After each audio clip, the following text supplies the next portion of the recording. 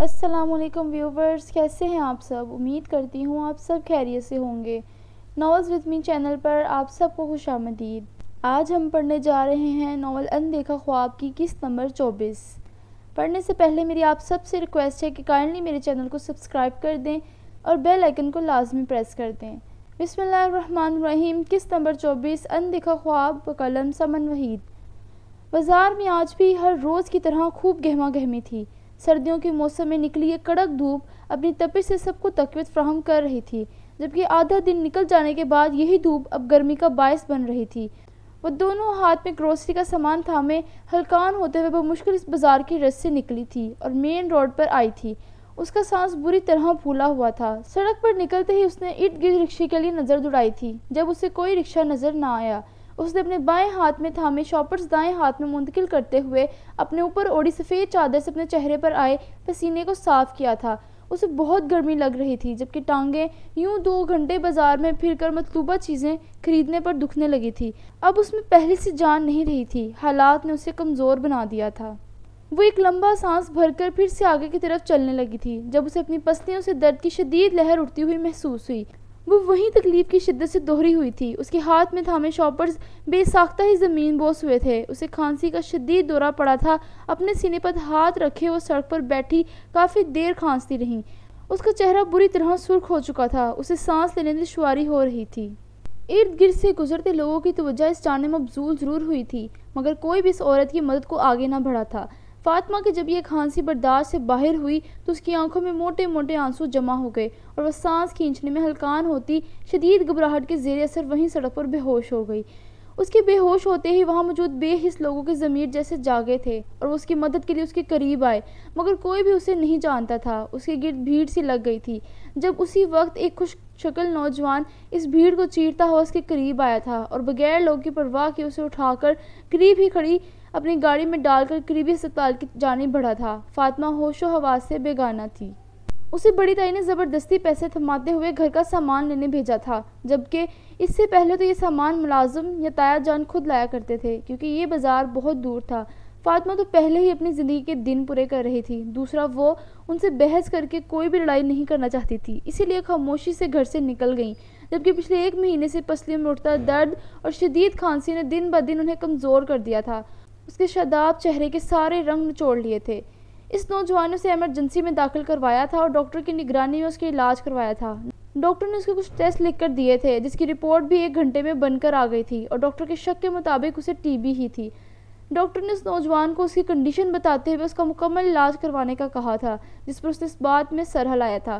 اس کے بعد ڈاکٹر نے اسے ساری میڈیسن اور ڈائٹ چارٹ بنا کر دیا تھا، جس پر ان کا شکریہ ادا کرتا فاطمہ کی ساری میڈیسن لینے کے بعد اس کے کمرے میں آیا تھا۔ فاطمہ کو ہوش آ چکا تھا۔ اس نے اس اجنبی نوجوان کی اس مہربانی پر اس کا شکریہ ادا کیا تھا، جس پر اس نے عاجزانہ انداز میں سر جھکایا تھا۔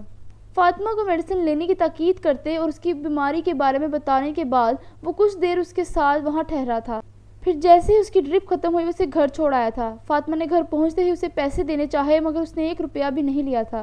اس نے کہا تھا کہ وہ اسے اپنا بیٹا ہی سمجھے، جس پر فاطمہ کی آنکھوں میں آنسو چمکے تھے۔ وہ نوجوان چلے گیا تھا۔ تائی جان نے اس سے اتنے گھنٹوں کی گھر میں غیر موجودگی کی بابت بہت باز پرس کی تھی، پھر سارا سودا صرف وہیں سڑک پر چھوٹ جانے پر خوب فساد بھی کیا تھا، مگر فاطمہ کی طبیعت سے اسے اجازت نہیں دیتی تھی کہ وہ ان سے بحث کرتی، اس لیے انہیں نظر انداز کرتی اپنے کمرے میں خود کو قید کر چکی تھی، جبکہ پیچھے پڑی تائی نے پورے 1 گھنٹے تک خوب وویلا مچایا تھا اور پھر یہ کہہ کر اس وویلے کا اختتام کیا تھا کہ بڑے تایا کو اسے اس مہینے کا خرچہ نہیں دینے دیں گی، جس پر فاطمہ کو کوئی پرواہ نہیں تھی۔ وہ اپنی بھڑاس اس پر نکالتی اپنے کمرے میں چلے گئی تھی۔ چوتھے روز رومیو ریلوے اسٹیشن سے اپنی بہن کے ساتھ فرار ہوتے ہوئے پکڑا گیا تھا۔ وہ پولیس والوں سے بچتے بچاتے اپنی بہن کو لے کر دوسرے شہر جا رہا تھا، جب ٹرین چلنے سے پہلے ہی اس پر نظریں جمائے پولیس والوں نے اسے دبوچ لیا تھا۔ وہ اس وقت ان کے زیر حراست میں تھا۔ اس کی حالت مار کھا کھا کر نیم مردہ ہو گئی تھی، جبکہ وہ اپنا منہ کھولنے کو تیار نہیں تھا کہ اس نے یہ حرکت کس کے کہنے پر کی تھی۔ رافع کا غصہ 7ویں آسمان پر پہنچا ہوا تھا۔ اس کا بس نہیں چل رہا تھا کہ وہ اسے شوٹ کر دے۔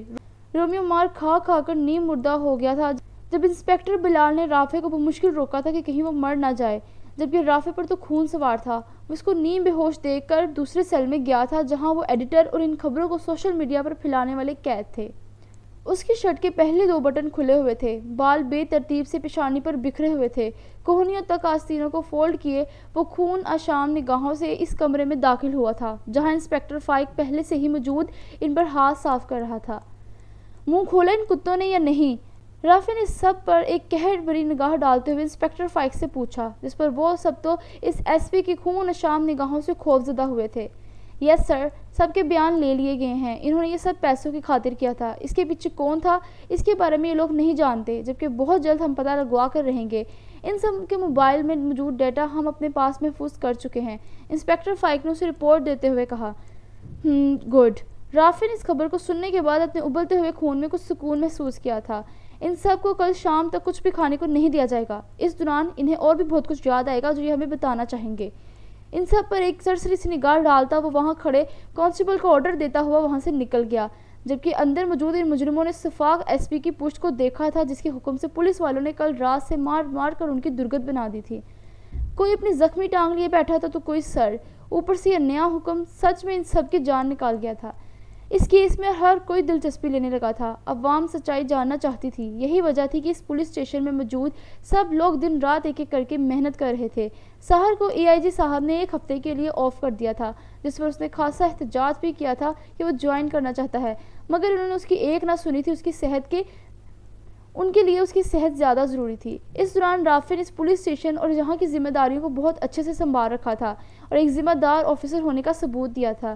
اے آئی جی صاحب اس کی پرفارمنس پر اندر ہی اندر خوش ہوئے تھے، کیونکہ ہر وقت ہنسی مذاق اور غیر سنجیدہ رہنے والے رافع سے انہیں امید نہیں تھی۔ اس پولیس اسٹیشن میں بھلے ہی ہر کام وقت پر ہو رہا تھا، مگر وہ سب اپنے صاحب کو بہت مس کر رہے تھے اور جلد ہی اس کی صحت یاب ہو کر واپس آنے کے منتظر تھے۔ وقت بہت تیز سے پڑ لگا کر اڑا تھا۔ سحر کو ٹھیک ہونے کے 1 ہفتہ گزر چکا تھا۔ وہ اپنی چھٹیوں کے ختم ہوتے ہی پولیس اسٹیشن اپنی ڈیوٹی پر واپس جانے لگا تھا۔ رمیسا بیگم اس کے واپس سے جوائن کرنے پر خفا ہوئی تھی، مگر اس نے انہیں اپنی باتوں سے منا لیا تھا، جبکہ وہ اب اس کے معاملے میں بہت پہلے سے محتاط ہو گئی تھیں۔ اسرا اور اس کے درمیان بات چیت اس رات کے بعد مکمل بند تھی۔ سحر نے اسے اس کے حال پر چھوڑ دیا تھا، اسے دوبارہ سے مخاطب نہیں کیا تھا، جبکہ دوسری جانب اسرا نے اس کو اگنور کرنا فیل تو کیا تھا، مگر اسے بھی کوئی پرواہ نہیں تھی۔ اس دوران یہ ہوا تھا کہ رمیسا بیگم نے اسرا کی فیملی کو انوائٹ کیا تھا اور ان سے باقاعدہ اسرا کے رویے کے بارے میں شکایت کی تھی، جس پر اسرا تو مرنے والی ہو گئی تھی۔ ان سب کی بے یقین نگاہیں اپنے چہرے پر محسوس کر کے، جس کے بعد اسماعیل صاحب اور کنیز بیگم نے اسے خوب سمجھایا تھا کہ وہ اس طرح کا رویہ اختیار کر کے سحر کو خود سے دور کر لے گی، اپنی شادی کو کامیاب نہیں بنا پائے گی، اور اسرا بیچاری تو محض سر جھکا کر اس بات میں سر ہلاتی رہی۔ وہ اور کر بھی کیا سکتی تھی، جبکہ پھپھو نے تو اسے اچھا خاصا جھاڑتے ہوئے تقریباً شوہر کے سارے ہی حقوق و فرائض ازبر کروائے تھے۔ اسرا کو اپنی حالت پر رونا آ رہا تھا، وہ یہ کہاں پھنس گئی تھی۔ اس نے بے بسی کے مارے دل ہی دل میں سحر کو ہزاروں کوسوں سے نوازا تھا، جو اسے ایک نئے عذاب میں پھنسا کر خود پولیس اسٹیشن چلا گیا تھا۔ وہ لوگ شام تک رکے تھے اور سحر کے آنے پر اس سے مل کر واپس چلے گئے تھے۔ اسرا نے ان کے لیے کھانا تیار کرنے پر ملازمہ کی مدد کے ساتھ ساتھ 1-2 ڈشز خود بھی بنائی تھی، جو کہ قابل قبول بنی تھی اور اس کی عزت رہ گئی تھی، جبکہ پھپھو جاتے ہوئے بھی اسے ساری باتیں پھر سے دہرا کر اپنی طرف سے اس کے ذہن میں ڈال کر گئی تھی، اور اس بار اسرا شرم سے دوہری ہوئی تھی، کیونکہ سحر اس کے بالکل پیچھے ہی کھڑا اسماعیل صاحب سے باتوں میں مصروف تھا، اور اس کے کان کتنے تیز تھے اس بات سے اسرا واقف تھی، جس نے اس کے گال سرخ کر دیے تھے۔ اس کا بس چلتا تو وہ پھپھو کو کوئی منتر پڑھ کر یہاں سے غائب کر دیتی، مگر ایسا ممکن نہیں تھا۔ خیر، یہ کٹھن وقت بھی گزر گیا تھا اور ان کی فیملی پورا دن یہاں گزار کر واپس چلے گئی تھی۔ انہیں بھیج کر اسرا جیسے ہی پلٹی تھی، سحر کو اپنے عین پیچھے کھڑے دیکھ کر وہ ایک سخت کھری سے نوازتی اندر کی جانب بڑھ گئی، جبکہ ساحر اس وقت بغیر کسی جرم کے اس کی اس پیار بھری نظر کا مطلب سمجھ نہیں پایا۔ وہ بھی بالکل اسی کے انداز میں سر جھٹک کر اندر کی جانب بڑھ گیا۔ زمین اس کی ٹھیک ہوتے ہی اپنے گھر واپس جا چکی تھی۔ عاطف کی کوئی کال یا میسج نہیں آیا تھا، وہ جانے کہاں غائب ہو گیا تھا۔ اس کا آفس اس کا مینیجر، جو کہ اس کا وفادار اور دھیڑ عمر کا تھا، مکمل طور پر وہ سنبھال رہا تھا۔ سائمہ بیگم نے اس کے مینیجر منیب صاحب کو بلوا کر اس سے پوچھا تھا کہ عاطف کہاں غائب ہے، اس کا کوئی نمبر کیوں نہیں مل رہا، اور وہ خود کہاں غائب ہے، جس پر اس نے لا علمی کا اظہار کیا تھا۔ ہر گزرتے دن کے ساتھ اس کے لیے زمل کی فکر بڑھنے لگی تھی، جبکہ حنان کو سنبھالنا بھی اس کے لیے مشکل ہوتا جا رہا تھا، جو کہ روز اٹھ کر اس سے اپنے ڈیڈ کے بارے میں بات کرنے کی ضد کرتا تھا، اور محض اتنا اسے کہہ کر ٹال دیتی تھی کہ وہ بزی ہے، ابھی بات نہیں کر سکتے، فری ہو کر خود ہی کال کریں گے۔ حنان بمشکل اس بات کو ہضم اور قبول کرتا تھا۔ اس کے گھر والے فی الحال یہ سوچ کر تھوڑے پرسکون تھے کہ وہ براڈ کام کے سلسلے میں گیا ہوگا، جیسے پہلے جاتا تھا، बस फ़र्क सिर्फ इतना था कि वो इस बार बता कर नहीं गया, जबकि जिमल चाह कर भी खुद को ये दिलासा नहीं दे पा रही थी। आज राफे की गैर मुतवक्के आमद ने असरा के मूड को खुशगवार बना दिया था। वो उसके आने पर दिल से खुश हुई थी, जबकि वो पूरे 1 हफ्ते के बाद आया था, और जब से आया था रुमैसा बेगम के कमरे में उनके पास था। असरा लाउंज में बैठी काफ़ी देर से उसके फ्री होने का इंतज़ार करती रही, और फिर जब वो बाहर ना आया तो मुलाजमा से कहकर अच्छा सा लंच बनवाने लगी, क्योंकि लंच का वक्त हो रहा था। साहर घर पर नहीं था और हाशिर कल रात से ही बिजनेस के सिलसिले में इस्लामाबाद गया हुआ था, जिस पर असरा को काफ़ी बोरियत महसूस हो रही थी। मगर अब राफे को देखकर वो काफ़ी खुश हो गई थी। राफे इससे काफ़ी संजीदगी से मिला था। दोपहर का खाना खामोशी से खाया गया था। वो खाने के दौरान सिर्फ रुमैसा बेगम से ही गुफ्तगू कर रहा था, जबकि असरा की तरफ देखना भी उसने गवारा नहीं किया था। असरा ने उसके यूं खुद को इग्नोर करने पर मुश्किल अपनी हैरत को छुपाया था, जबकि राफे को खुद से इतना बेपरवाह बना देख उसकी भूख ही मर गई थी। खाने के बाद कॉफ़ी उसने खुद उसके लिए बनाई थी और रुमैसा बेगम के लिए चाय। राफे ने सर को खम देकर उसका शुक्रिया अदा करते हुए कॉफ़ी का कप ट्रे से उठाया था, और उसके बाद वो मज़ीद आधा घंटा यहाँ बैठा था। रुमैसा बेगम से इजाज़त लेता असरा को सरसरी सा बाय कहता वो बाहर की जानिब बढ़ गया था। रुमैसा बेगम भी अपने कमरे में जा चुकी थी। असरा उसके बाहर जाने पर उसके पीछे ही बाहर आई थी। वो वहाँ खड़ा गार्ड से कुछ बात कर रहा था। असरा उसकी गाड़ी के पास जाती उसकी फ्री होने का इंतज़ार करने लगी। क्या हुआ, तुमने कुछ कहना है?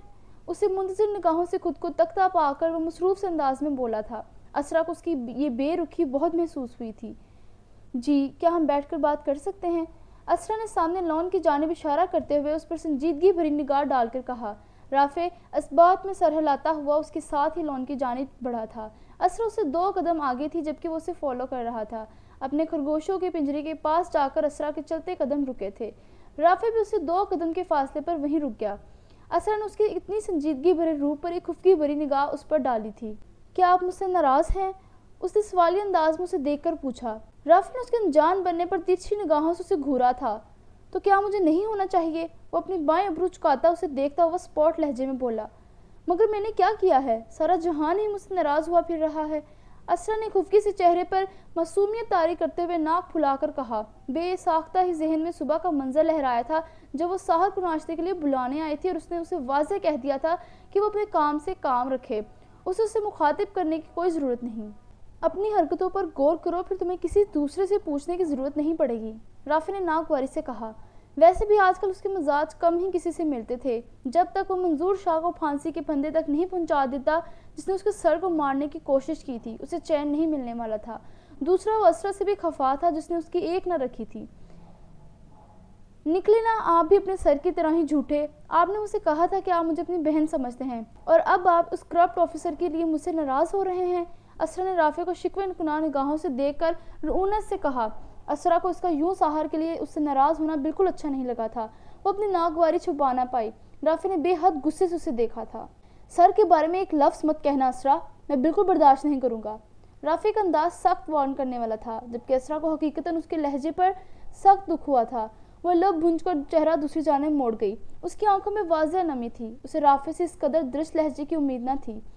वो इससे ऐसा सलूक कर सकता था, क्योंकि वो कौन सा उसका सगा भाई था जो उसकी साइड लेता।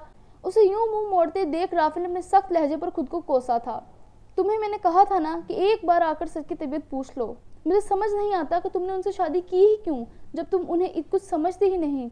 राफे ने झुंझलाते हुए बाजू थाम कर उसका रुख अपनी जानब करते हुए पूछा था। उसका अंदाज बिल्कुल बड़े भाइयों का सा था, जो अपनी छोटी बहन की गलती करने पर उसे इस्तफसार कर रहा था। मेरी मजबूरी और सबसे बड़ी गलती थी जो मैंने उनसे शादी कर ली, और अब पछता रही हूँ। और मैं क्यों आती उनकी तबीयत को पूछने? बहुत कोई नेक काम करके पड़े थे अस्पताल में, अपना किया ही भुगत रहे थे। मैंने उन्हें कहा था कि नशा करें और फिर पहुंच जाएं अस्पताल। नाराजगी भरे लहजे में उससे अपना बाजू ज़ाद करवाती वो नागवारी से बोली थी। उसके अंदाज में सहार के लिए हद दर्जा बदगुमानी थी, जिसे देखकर राफे को गुस्से के साथ साथ उस पर अफसोस भी हुआ था। असरा असरा, मैं तुम्हें कौन सी जुबान में समझाऊं? तुम बहुत गलत कर रही हो, सर के साथ भी और अपने साथ भी। संभल जाओ, अभी भी वक्त है। राफे ने अपनी पेशानी मसलते हुए अपने इश्ताल को दबाते हुए जब्त से उसकी तरफ देखकर कहा। क्या गलत कर रही हूँ मैं? सीने पर बाजू बांधते हुए सवालिया लहजे में गोया हुई थी। अंदाज ऐसा था जैसे आज तो अपना कसूर पूछ कर ही रहेगी। उसकी बदामी आंखों में गुस्सा और नमी बैक वक्त थी। किसी बा किरदार इंसान के किरदार पर इल्ज़ाम लगाना किसी गुनाह से कम नहीं होता। किसी को बगैर किसी जुर्म के मुजरिम करार देकर दिन रात ताने देना सरासर नाइंसाफी है, और तुम मुसलसल यही कर रही हो। राफे ने उसकी जानिब देखकर अपने एक एक लफ्ज़ पर जोर देकर कहा। वो एक पल को रुका था। असरा की निगाहें उसी पर जमी थीं। सारा ज़माना दुश्मन की फैलाई हुई इस खबर पर एतबार कर लेता तो फ़र्क नहीं पड़ता था, मगर तुम तो उनकी बीवी थी, तुम्हें तो उनके साथ खड़े होना चाहिए था। सर ने भी तो तुम पर एतबार किया था। मंजूर शाह ने सर को मरवाने के लिए जहर दिलवाया था। रोमी एक 17 साल का कम उम्र लड़का है जिसे चोरियों की बहुत बुरी लत लगी हुई थी। सर ने उसे उस गंज से निकाल कर एक नॉर्मल जिंदगी की तरफ लाए थे। उसका एडमिशन करवाया, उसकी बहन की कफालत का जिम्मा उठाया, उसे अंधेरे से उजाले की तरफ लाए, और फिर उस रोमियो ने दुश्मन के टॉर्चर करने पर सर को ही कॉफी में जहर डालकर दे दिया था। मंजूर शाह को पता था कि सर रोमियो पर इतबार करते हैं, वो इस पर शक नहीं करेंगे, तभी उसने इस काम के लिए रोमियो को चुना। ये सब मंजूर शाह की प्लानिंग थी, जिसमें पहले वो सर को मारकर अपने रास्ते से हटाना चाहता था, लेकिन जब वो बच गए तो उसने उनके किरदार को निशाना बनाया और ये सब खबरें और वो फेक तस्वीरें सोशल मीडिया पर वायरल करवाईं। मुझे तुम्हें ये सब बताने की जरूरत नहीं होनी चाहिए थी असरा, क्योंकि तुम खुद उसकी प्लानिंग का शिकार हुई थी, जिसकी वजह से तुम आज यहाँ मौजूद हो। उसके धुआं धुआं होते चेहरे को देखकर वो जैसे हर बात उस पर अयां कर देना चाहता था, क्योंकि बेखबरी में सरजर्द हुए गुनाहों के कफारे बड़े भारी होते हैं। वो नहीं चाहता था कि असरा अपनी इस नादानी से नुकसान उठाए। वो लोग इससे पहले भी सर को मारने की कोशिश कर चुके हैं। 2 दफ़ा उनकी गाड़ी की ब्रेक फेल की और एक बार सुनसान रास्ते पर ओपन फायरिंग करते हुए उनका इरादा सर को मारने का ही था, मगर वो बच गए, क्योंकि हक व इंसाफ चलने वाले लोगों की हिफाजत अल्लाह खुद करता है। सर इस मंजूर शाह को फांसी के फंदे तक पहुंचाने के लिए दिन रात कोशिश कर रहे हैं, जिसकी वजह से वो सर की जान का दुश्मन बना हुआ है। उन्हें रोकना उसके बस की बात नहीं, तभी वो उन्हें मारना चाहता है। राफे ने अपने पाँव में पहने जोगर से लॉन की घास को खुरचते हुए अपने इश्ताल को दबाया था, जबकि सब जुबान से दोहराकर उसका खून उबल रहा था। असरा का चेहरा हर तरह के तासर से खाली था। उसका अंदाज ऐसा था जैसे सुनने या बोलने की कुव्वत से महरूम हो गई हो। उसका दिल जैसे किसी ने मुट्ठी में भुंज कर रखा था, जिसे उसने खुली फिजा में सांस भी नहीं आ रहा था। उसने एक पल को बुखलाते हुए खुद को इस सांस तंग करने वाले हसार से बाहर निकाला था। राफे के अल्फाज जहन पर किसी हथौड़े की मानंद ज़रब लगा रहे थे। वो चाह कर भी खुद को इस अनजान से बोझ से आज़ाद न करवा पाई, जबकि जहन में घूमते एक आखिरी सवाल ने जैसे उसे अपने लबों पर लगे इस कफल को तोड़ने पर उकसाया था। वो उस दिन मैंने उन्हें खुद रिश्वत लेते देखा था।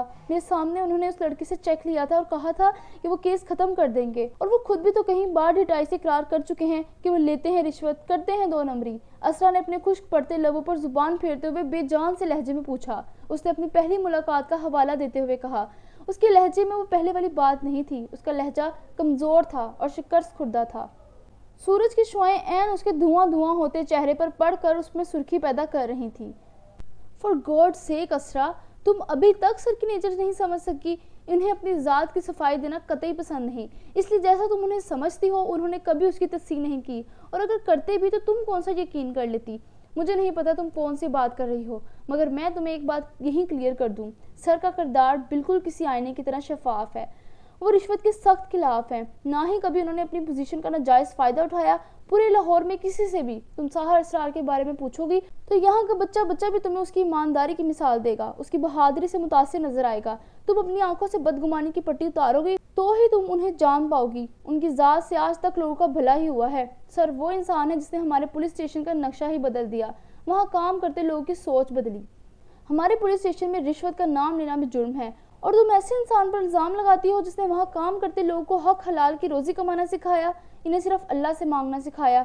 इस फजूल सी बदगुमानी में अपना घर खराब मत करो असरा। तुम बहुत खुशकिस्मत हो कि अगर तुम्हारी किस्मत आजमाइशों से भरी है तो दूसरी तरफ तुम्हें इन आजमाइशों में सर जैसा लाइफ पार्टनर मिला, जो कदम कदम पर तुम्हारे साथ खड़े हैं और सबसे बढ़कर तुमसे मोहब्बत करते हैं। उनकी मोहब्बत की कदर करो, वरना खाली हाथ रह जाओगी। राफे ने थके हारे से अंदाज में हर मुमकिन कोशिश की थी कि वो इसकी बदगुमानी दूर कर दे, जबकि आखिर पर उसका लहजा उसे समझाने वाला ही था। असरा तो किसी सन्नाटे की जद में आई, फकत उसके चेहरे को युग तक देखी जा रही थी। उसमें कुछ बोलने की हिम्मत ही नहीं बची थी, जबकि इस दौरान उसकी आंखों से आंसू मुसलसल रवा थे। अल्फाज तो जैसे सारे कहीं खो गए थे। पता नहीं तुम मेरी बातों पर यकीन भी करती हो या नहीं, मगर मैं तुम्हें सिर्फ एक बात कहूँगा। पिछले 7 सालों से मैं साए की तरह सर के साथ हूँ। उनके अच्छे में भी उनके साथ खड़ा हूँ, उनके बुरे में भी। मुझसे ज़्यादा उन्हें कोई नहीं जानता। अगर मैंने अपने कहे गए एक अल्फाज में भी तुमसे गलत बयानी की हो तो मैं इस पर रोज़े महशर खुदा को जवाबदा हूँ। बाकी जैसे तुम्हें ठीक लगे तुम वो करना। उसके आंसुओं को देखता वो तुरहम भरे लहजे में बोला था, जबकि आखिरी वाली बात उसने खुद को लापरवाह जाहिर करते हुए की थी। असरा को साम सूंघ गया था। वो इसकी बातों के जवाब में कुछ ना बोली थी। कुछ बचा ही नहीं था बोलने के लिए। राफे कुछ देर वहां खड़ा उसके बोलने का मुंतजिर रहा, मगर अपनी बातों से उसे गुमसुम होते देख वह खामोशी से वहां से चला गया। बदगुमानियों के अंधेरे से निकले हुए लोग यूं ही सन्नाटों की जद में आ जाते हैं। जब हकीकत उन पर आश्कार होती है तो उन्हें तोड़ कर रख देती है। खुद साख्ता बदगुमानी में रहने वाले जब हकीकत खुलने पर अपने गुज़िश्ता रवैयों को देखते हैं तो पलटना मुश्किल लगता है। सब दरवाजे बंद महसूस होते हैं। दोपहर से शाम हो गई थी, बिल्कुल उसकी बदगुमानियों की तरह, जो कि आज इस ढलती शाम की तरह रफ्ता रफ्ता उसके जहन से रुखसत हो रही थी। वो वहीं लॉन में सर्द घास पर बैठी अपने हवासों में नहीं लगती थी। उसके घुंघरियाले बाल दोपहर में खूबसूरत सी हाई पोनी में मुकीद थे, जो कि अब बिल्कुल उसके शानों की तरह ढलक चुकी थी, जिसके तराफ से निकली लटों ने उसके चेहरे के गिर्द हसार सा बना रखा था। उसके हाथ किसी हारे हुए जवारी की तरह पहलू में गिरे हुए थे। राफे के जाने के बाद अपनी बेजान होती टांगों पर मजीद खड़ी नहीं रह पाई थी और वहीं गिरने के अंदाज में जमीन बोस हुई थी। उसका जहन साई साई कर रहा था। असाब पर पड़ा बोझ इतना भारी था कि उसे अपने नातवां कंधे टूटते हुए महसूस हुए। उसे लग रहा था जैसे उसका वजूद किसी ट्रेन के आगे धकेल दिया गया हो। वो इस इंकशाफ पर पत्थर की हो गई थी। उसके सारे अल्फाज कहीं खो गए थे। लबों को इस कदर सख्ती से बुंच रखा था जैसे उन्हें खोलेगी तो जब्त के सारे बंधन टूट जाएंगे। उसे अपने जिस्म से जान निकलती हुई महसूस हो रही थी। जहन ने एक एक वो लफ्ज़ दोहराया था जिस पर उसने साहर इसरार के साफ किरदार पर हुर्फ उठाया था। उसका दिल दुखाया था, उसे जिच किया था, उसकी इंसल्ट की थी। असरा को लगा वो कभी उसके सामने सर नहीं उठा पाएगी। ये से क्या हो गया था? वो गुनाह कर बैठी थी जिसकी कोई तलाफी नहीं थी। वो इंसानियत के दर्जे से भी गिर गई थी जो एक मरते हुए इंसान को भी उसने नहीं बख्शा था। उसने अपने लड़सते हाथों से अपने दुखते सर को थामा था जिसमें जैसे कोई हथौड़े बरसा रहा था। उसका ज़मीर तो उसे इस कदर मलामत कर रहा था कि असरा को अपनी सफाई में बोलने के लिए भी कोई अल्फाज नहीं मिल रहे थे। आज वो अपनी नज़रों में गिर गई थी। वो जो हमेशा अल्लाह की खुफगी से डरती आई थी, आज अपने रब को खुद से नाराज़ कर बैठी थी। उसने एक बाकिरदार इंसान के किरदार पर कीचड़ उछाला था जिसकी कोई माफ़ी नहीं थी। अल्लाह उसे कभी माफ़ ना करता। और असरा इस बोझ तले इस कदर खुद को दबता हुआ महसूस कर रही थी कि उसके सांप शल हो रहे थे। डूबते सूरज ने तरहम भरी निगाहों से टूटती बिखरती कांच सी नाजुक लड़की को देखा था जो कि मरने के करीब थी। असरा का ज़मीर चीख चीख कर उसे उसके कहे एक एक लफ्ज़ का हिसाब मांग रहा था, उसे शर्मिंदा कर रहा था, जिस पर वह जहनी अज़ियत बर्दाश्त ना करते हुए अपने हवास खो गई। उससे ज़्यादा जहनी दबाव बर्दाश्त करने की उसमें सख्त नहीं थी। इसकी बर्दाश्त जवाब दे गई थी।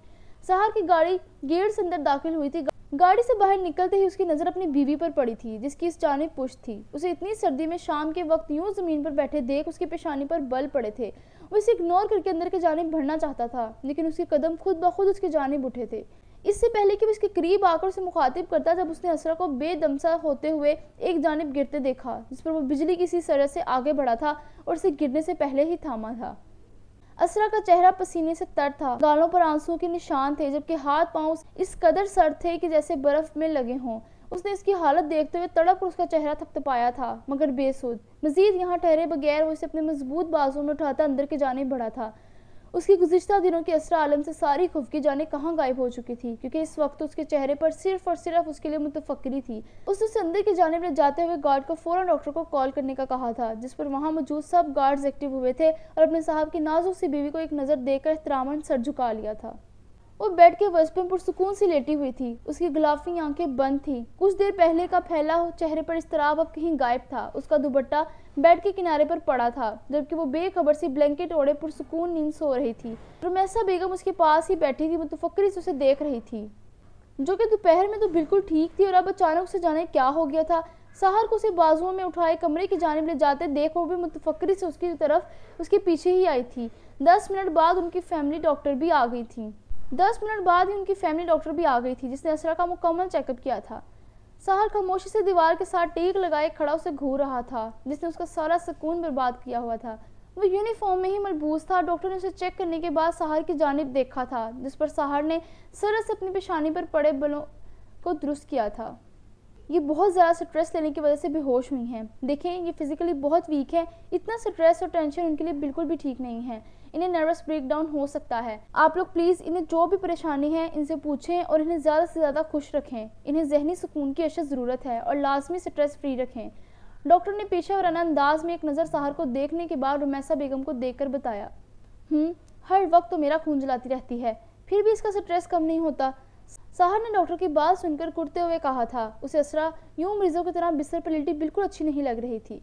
اب پتہ نہیں وہ کس چیز کا سٹریس لے رہی تھی جس پر اپنی یہ حالت کر بیٹھی تھی. سحر کو اس پر غصہ آ رہا تھا اور ساتھ ہی ساتھ اس کی حالت کی فکر بھی بیک وقت ہو رہی تھی.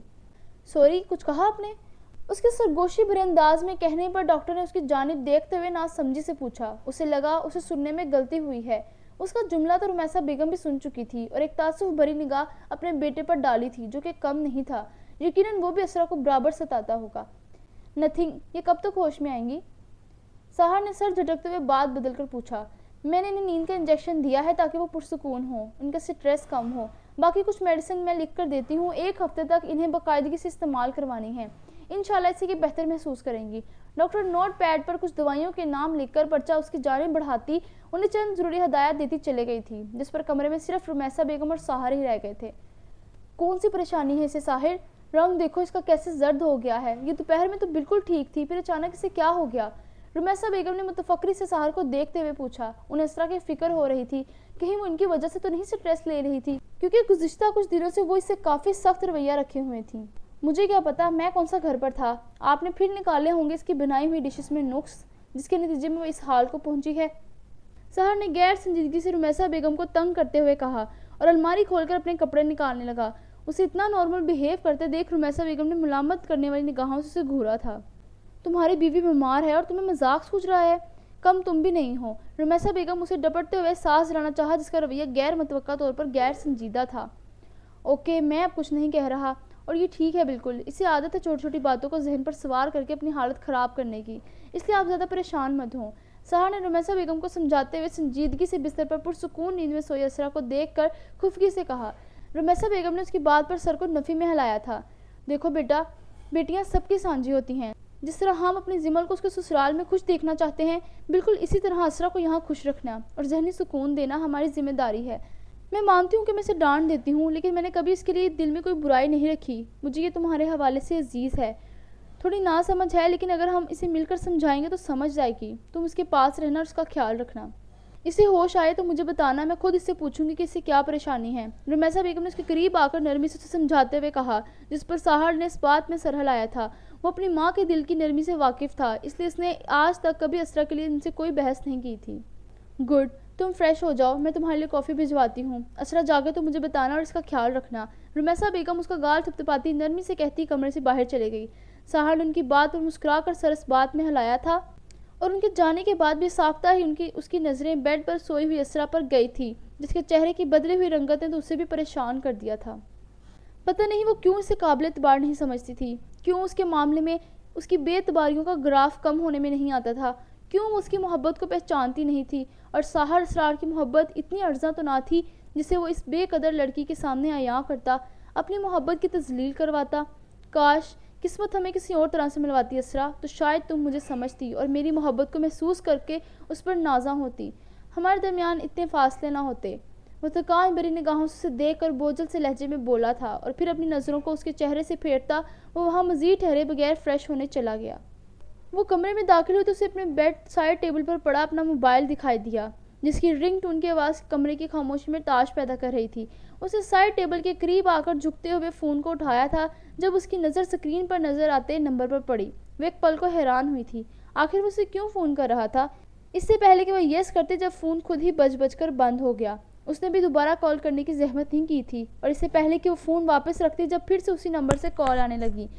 اس نے ایک تکان بھری سانس ہوا کے سپرد کی تھی اور کال یس کر کے فون کان سے لگایا.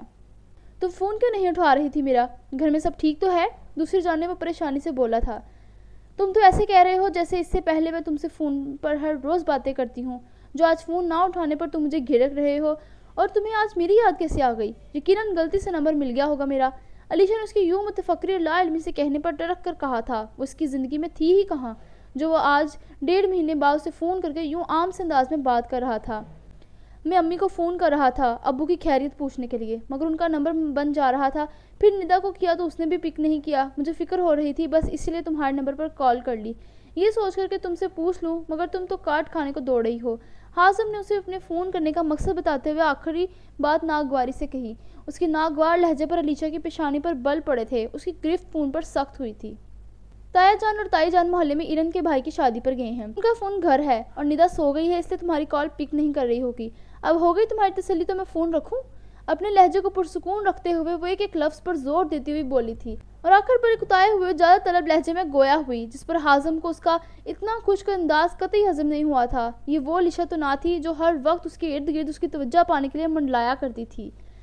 ہاں تو رکھ، تو میں کون سا تم سے فرمائش کر رہا ہوں کہ مجھ سے باتیں کرو، اور ہاں مجھے تم سے کہنا تھا کہ اگر تمہیں کسی بھی چیز کی ضرورت ہوئی تو مجھے بتا سکتی ہو، آخر کو زبردستی ہی صحیح پر شادی تو ہوئی ہے، حازم نے بوجھل سے لہجے میں کہا۔ یہ بات کہتے ہوئے اسے اپنے کندھوں پر ڈھیروں بوجھ محسوس ہوا، جبکہ دوسری جانب اسے یوں بھیگ دینے والے انداز میں کہنے پر علیشہ کا پارا 7ویں آسمان پر پہنچا تھا۔ تم نے مجھے سمجھ کیا رکھا ہے؟ یتیم ہوں یا معذور ہوں جو تمہارے سہارے کی ضرورت پڑے گی مجھے؟ میں کسی بھی کام کے لیے تمہاری محتاج نہیں ہوں۔ میری طرف سے تم اس زبردستی کے رشتے سے آزاد ہو۔ میری بلا سے تم اس بدنام اسرا سے شادی کرو یا کسی اور سے، مجھے کوئی فرق نہیں پڑتا، لیکن خبردار جو آئندہ مجھ پر ترس کھا کر مجھے کچھ دینے کی کوشش کی۔ کرخت اور بے حد سنجیدہ لہجے میں کہتی وہ حازم کو وارن کرتی فون بند کر چکی تھی۔ حازم ایک پل کو اس کی باتوں اور لہجے پر ہکا بکا ہوا تھا۔ اسے بالکل امید نہیں تھی کہ علیشہ اسے یوں منہ توڑ جواب دے گی۔ اس نے ایک سرد نگاہ اپنے ہاتھ میں تھامے فون پر ڈالی تھی اور غصے سے سر جھٹکا تھا۔ اچھا ہی تھا کہ وہ اب سمجھ چکی تھی کہ وہ اس کا ہونے والا نہیں ہے۔ اس کی منزل تو بس اسرا ہی تھی، تو پھر اسے بھی اس کی پرواہ نہیں تھی، جس کا دماغ جانے کیوں 7ویں آسمان کو چھو رہا تھا۔ وہ پچھلے دنوں جب گھر گیا تھا تو اس کی علیشہ سے ملاقات نہیں ہوئی تھی، مگر اسے پتہ چلا تھا کہ وہ پرائیویٹ ایم اے کر رہی ہے، جس پر حازم کو حیرانی کے ساتھ ساتھ خوشی بھی ہوئی تھی کہ وہ اپنی زندگی میں آگے بڑھے، نہ کہ اس شادی کو لے کر خود کو برباد کرے۔ جبکہ آج اسے بات کر کے وہ حیران ہوا تھا، وہ تو واقعی خود کو بہت بدل چکی تھی۔ سب ہی اپنی زندگیوں میں آگے بڑھ چکے تھے، جانے اس کا انتظار کب ختم ہونے والا تھا، کب وہ اسرا سے مل کر سب کچھ صحیح کرنے والا تھا۔ اسے اس دن کا شدت سے انتظار تھا جو کہ اب زیادہ دور نہیں رہا تھا۔ جانے رات کا کون سا پہر تھا جب اسے اپنے گلے میں پیاس سے کانٹے سے اگتے ہوئے محسوس ہوئے تھے۔ اس نے اپنی نیند سے بھری آنکھوں کو مشکل کھولا تھا۔ اس کی آنکھیں کھولتے ہی کمرے میں چلتی لائٹس کی روشنی اس کی آنکھوں میں چبھی تھی۔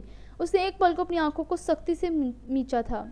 اس کے سر میں کافی درد ہو رہا تھا۔ اس نے دوبارہ آنکھیں کھولتے ہوئے اپنے اطراف میں ایک نگاہ ڈالی تھی۔ وہ بیڈ پر سو رہی تھی۔ اسے حیرت ہوئی۔ اس کی نگاہیں بیڈ سے ہوتی ہوئی سیدھا صوفے پر گئی تھی جہاں وہ لیپ ٹاپ گود میں رکھ کر بیٹھا تھا۔ ٹیبل پر 2-4 فائلیں بکھیرے اپنے کام میں بے حد مشغول نظر آتا تھا۔ اس کی اسرا کی طرف پشت تھی۔ اسرا نے ایک پل کو اپنے دکھتے سر کو تھاما تھا اور پھر ہمت کرتی اپنی ہتھیلیوں پر وزن ڈالتی ذرا سا اٹھ کر بیٹھی تھی۔ اسے اپنی یہاں موجودگی پر حیرانی ہوئی تھی، جس پر وہ قابو پاتی اپنے ارد گرد دوپٹے کی تلاش میں نگاہیں گھمانے لگی۔ جب اسے اپنا دوپٹہ دوسرے تکیے کے پاس پڑا نظر آیا، اسرا نے ذرا سا جھک کر اپنا دوپٹہ اٹھایا تھا اور سرے سے اسے اپنے شانوں پر اوڑھا تھا۔ اپنے دکھتے ذہن پر زور ڈالتی وہ اپنی یہاں موجودگی کے بارے میں سوچنے لگی تھی۔ اس کا ذہن رفتہ رفتہ بیدار ہوتا اسے شام کا سارا منظر یاد کروا گیا۔ رافع کا کہا ایک ایک لفظ اسے یاد آیا تھا، جس نے پھر سے اس کے ذہن پر ہتھوڑے برسانے شروع کر دیے تھے۔ اسے شام میں خود پر گزری قیامت یاد آئی تھی جو اسے نئے سرے سے اذیت میں مبتلا کر گئی تھی۔ اپنی غلطیوں اور گناہوں کی یاد آتے ہی وہ ایک پل کو اپنی جگہ تھم سی گئی تھی۔ اپنے پیچھے اس کی آہٹ پاتا وہ پلٹا تھا جب اسے سنجیدگی سے کسی غیر مرئی نکتے کو گھورتا پا کر وہ اپنا لیپ ٹاپ ایک جانب رکھتا سرے سے اس کی جانب بڑھا تھا۔ آر یو اوکے اسرا؟ ذرا سا جھک کر اس کی پیشانی چھوتا وہ مہربان وجاہت سے بھرپور شخص اس کے لیے پریشان نظر آتا تھا۔ اس کی آنکھوں میں اس کے لیے نرمی تھی۔ ساحر نے اس کی پیشانی چھوتے ہوئے اس کا ٹیمپریچر چیک کیا تھا جو کہ نارمل تھا، جبکہ شام میں تو اسے ہلکا سا فیور بھی تھا۔ اسرا نے اس کے خود کو چھونے پر کھوئے کھوئے انداز میں اپنا سبھی چہرہ اٹھا کر اسے دیکھا تھا۔ اس کے گھنگریالے بال اس کی پشت پر بکھرے ہوئے کھلے تھے، جبکہ کچھ بال دائیں کندھے سے آگے کی جانب آتے اسے مزید پرکشش بنا رہے تھے۔ کیسا فیل کر رہی ہو اب؟ کچھ چاہیے تمہیں؟ اسے ہنوز کھوئے ہوئے انداز میں خود کو تکتا پا کر وہ نرمی سے دل جوئی کرنے والے انداز میں پوچھ رہا تھا۔ اسرا یکٹوک اسے دیکھتی رہی یہاں تک کہ اس کی آنکھوں میں نمی سی بھرنے لگی۔ اس کی ضمیر نے ساحر کی ذمہ داری پر اسے نئے سرے سے اپنی عدالت میں گھسیٹ لیا تھا اور اسے ملامت کرنا شروع کر دیا تھا۔ اسرا کو اپنی دھڑکنیں بوجھل ہوتی ہوئی محسوس ہوئی، جبکہ زبان سے بولنے سے تو وہ گویا محروم ہو۔ کیا ہوا ہے؟ کوئی برا خواب دیکھا ہے کیا تم نے؟ کیا ہوا ہے؟ کیا کوئی برا خواب دیکھا ہے؟ تم چاہو تو مجھے بتا سکتی ہو۔ اسے ہنوز خود کو نم آنکھوں سے دیکھتا وہ ایک سرد سانس فضا کے سپرد کرتا ہوا پھر سے اسے پوچھنے لگا تھا، جو کہ جانے اس کے چہرے کی جانب دیکھتی کیا تلاش کر رہی تھی، جبکہ اسے وہ کسی گہری الجھن میں لگی تھی۔ اس کے پھر سے خود کو سامنے یوں جھکنے پر اسرا کا دل کیا کہ زمین پھٹے اور وہ اس میں سما جائے۔ دھتکار کے بدلے میں تو اسے بھی دھتکار ہی ملنی چاہیے تھی۔ پھر وہ کیوں کر رہا تھا یہ سب؟ کیوں اس کے لہجے میں کبھی اس نے اپنے لیے نفرت نہیں دیکھی تھی، جس کا احساس وہ ہمیشہ اپنے رویے سے اسے دلاتی آئی تھی؟ کیوں وہ اس کی پرواہ کرتا تھا؟ کیوں اس کی بیماری میں بھی وہ اسے تکلیف میں نظر آتا تھا، بے چین نظر آتا تھا؟ اسرا کا دل شدید ندامت میں ڈوبا، رک رک کر دھڑکتا اس کا سانس تنگ کر رہا تھا۔ उसे बेसाख्ता ही हवा में ऑक्सीजन की कमी महसूस हुई और कब से रोके हुए आंसुओं का फंदा गले में ऐसा फंसा था कि एकदम वो खांसने लगी। उसे अपना सांस टूटता हुआ महसूस हुआ। साहर जो उसके बोलने का मुंतजिर था, उसे खांसने पर फौरन साइड टेबल पर पड़े जग में से ग्लास में पानी डालकर उसे फौरन असरा के लबों से लगाया, जिसका चेहरा सिर्फ चंद सेकंड्स की खांसी से बुरी तरह सुर्ख हो गया था। असरा ने मुश्किल 1-2 घूंट भरे थे और लंबे लंबे सांस लेती जैसे अपना सांस बहाल करने लगी। रिलैक्स, थोड़ा सा पानी और पियो। उसकी पीठ सहलाते हुए उसने दोबारा से पानी का ग्लास उसके लबों से लगाया था, जिस पर असरा ने मुश्किल 1 घूंट और भरा था। उसके नरमी भरे अंदाज पर असरा के कब से रोके आंसू जब्त के सारे बंधन तोड़ते उसकी आंखों से बह गए। वो इसे ज़्यादा बर्दाश्त नहीं कर सकती थी। यह एहसास जुर्म उसे कतरा कतरा मार रहा था। वो अपना चेहरा दोनों हाथों में छुपाती बुरी तरह रोती। उसकी बेबसी अरूज पर थी। वो जो कभी दूसरों के सामने नहीं रोती थी, आज साहर इसरार के सामने रो दी, क्योंकि वो उसकी मुजरिम थी। साहर ने हैरानी से उसे यूं फूट फूट कर रोते देखा था, क्योंकि जिस असर आलम को वो जानता था वो तो सामने वाले को जिज करके रुलाने वालों में से थी। साहर सही मायनों में अब परेशान हुआ था। उसके आंसू से बेचैन कर गए थे। उसकी सारी तवज्जो अपनी जान मबजूल करवा गए थे। उसका दिल उसके आंसू देखकर मुसरिफ हुआ था। असरा के लाख सितम सहने के बावजूद उसने कभी उसे कमज़ोर देखने की ख्वाहिश नहीं की थी। व्हाट्स रॉन्ग विद यू असरा? तुम ऐसे रोकर मुझे परेशान कर रही हो। तुमने कहा था तुम कभी किसी के सामने नहीं रोती, और अब मेरे सामने यूं बच्चों की तरह रो रही हो। मैं इस बात पर बाद में तुम्हारा बहुत मजाक उड़ाने वाला हूँ। साहर ने गोया उसकी तवज्जो रोने से हटाने के लिए बज़ाहिर बहलाते हुए कहा था। उसने उसके चेहरे से हाथ हटाए थे और असरा ने उसी लम्हे अपने लड़सते हाथों से उसके हाथों को मजबूती से थाम लिया था। साहर उसके लम्स पर एक पल को चौंका था। वो आंसू भरी उदामी आंखों से उसकी जानिब देखती साहर असरार की दिल की दुनिया को एक पल को हिला गई। उसकी निगाहों में अजियत की एक दास्तान रकम थी। उसके शफाफ चेहरे में सुर्खी घुली हुई थी और आंखों से बहते आंसुओं ने उसके चेहरे को भुगो दिया था, जबकि आंसुओं से भीगी पलकों का मंजर नाकाबिले बयान था। क्यों कर रहे हैं आप ये सब? मैंने आपके साथ इतना बुरा सलूक किया, आपको मुझसे नफरत नहीं होती? मुझ पर गुस्सा नहीं आता? मेरी बातें क्यों बर्दाश्त करते हैं आप? मैं बहुत बुरी हूँ, ये मैं सब डिज़र्व नहीं करती। आप मुझे वही लुटाएं जो मैंने आपको दिया है, मैं उसी के काबिल हूँ। असरा ने उसके हाथों को थामे बेचैनी से, खुद अजियत से और कब से एक एक लफ्ज़ पर जोर डालकर कहा। उसे अपने आप से नफरत से महसूस हो रही थी। मेरे बस में नहीं है तुमसे नफरत करना, ये मेरे इख्तियार में नहीं। साहर ने उसकी सारी बातों के जवाब में महज यही कहा था, जबकि उसकी निगाहें तो अपने हाथों को मजबूती से थामे असरा के हाथों पर टिकी थी। असरा ने नम आंखों से उसकी आंखों में अपने लिए मोहब्बत देखी थी। हाँ, वो अब तक अंधी थी जो आंखों में अपने लिए वाज़ेह जगमगाते पैगाम मोहब्बत को समझ ना पाई थी। उसे अपना आप बहुत पस्ती में डूबा हुआ महसूस हुआ। क्या किसी के दिल दुखाने का कोई अजाला मुमकिन है? क्या अल्लाह उसे माफ़ कर सकता है जिसने उसके नेक बंदे का अपने अमल से, अपनी ज़ुबान से दिल दुखाया हो? असरा ने अपनी आंखों से बहते आंसू हाथ की पुश से रगड़ते हुए अपने दिल की कैफियत पर बेचैन होते हुए पूछा। अल्लाह सब कुछ माफ़ कर सकता है। वो हम इंसानों की तरह लोगों को जज नहीं करता कि एक दफ़ा अगर किसी ने गलती कर दी तो उस पर टैग लग गया और फिर सारी ज़िंदगी उसे उस गलती पर तंज और ताने का निशाना बनाया जाए। सहर को असरा की बातें बिल्कुल समझ नहीं आ रही थी। उसे लग रहा था कि वो किसी बात को लेकर उसे अपने जहन पर सवार करके उल्टा सीधा सोचते हुए अपने आप को हल्कान कर रही है। इसलिए उसने आम से लहजे में बगौर उसे देखते हुए जवाब दिया, जिस पर असरा के रोने में मज़ीद तेज़ी आई। उसे लगा आखिरी वाली बात सहर ने उसे सुनाई थी, जबकि उस बेचारे को तो फरिश्तों को भी इल्म नहीं था। अब क्या मसला है?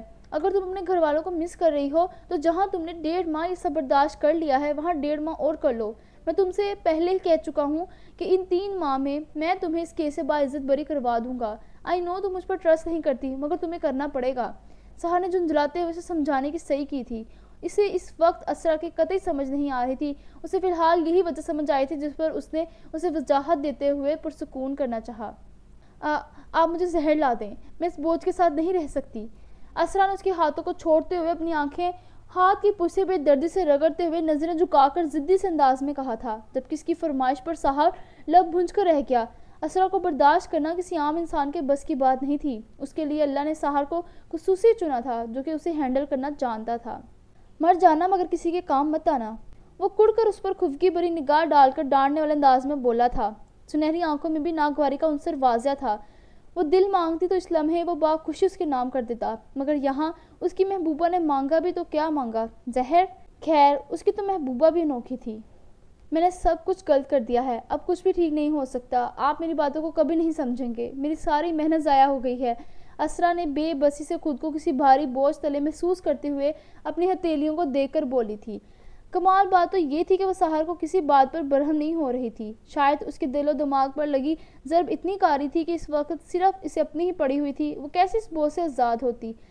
بس خاموش ہو جاؤ. تم نے وقت دیکھا ہے؟ رات کے 2 بجے نیند سے اٹھ کر بیٹھی. تم جانے کیا کیا بول رہی ہو. میرے خیال میں تم نیند میں اٹھ گئی ہو. تمہیں میڈیسن لے کر مزید ریسٹ کرنا چاہیے. سحر نے جھنجھلاتے ہوئے اس کی بے تکی باتوں پر اسے وقت کا احساس دلاتے ہوئے اس کا دھیان اس طرف سے ہٹانا چاہا اور اٹھ کر کمرے سے باہر نکل گیا. اسرا نے اپنی بھیگی ہوئی پلکیں اٹھا کر اس کی پشت کو دیکھا تھا.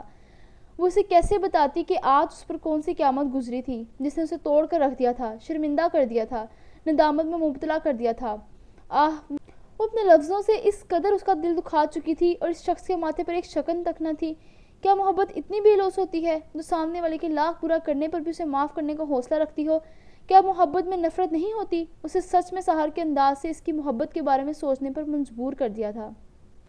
اس کا ذہن انہی باتوں میں الجھا ہوا تھا اور اسے یوں ہی بیٹھے جانے کتنا وقت گزر چکا تھا جب وہ کھانے کی ٹرے لیے کمرے میں داخل ہوا. کھانے کی اشتہا انگیز خوشبو کو ہوا میں محسوس کرتے ہوئے اسرا نے اپنی کپ سے ایک ہی صنف میں دیکھتی کھلی آنکھوں کو جھپکا تھا.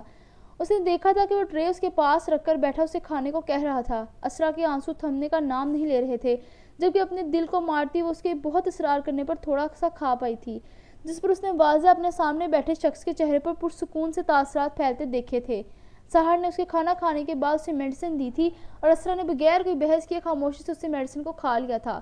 اس نے کہا تھا کہ وہ آج یہیں سو جائے.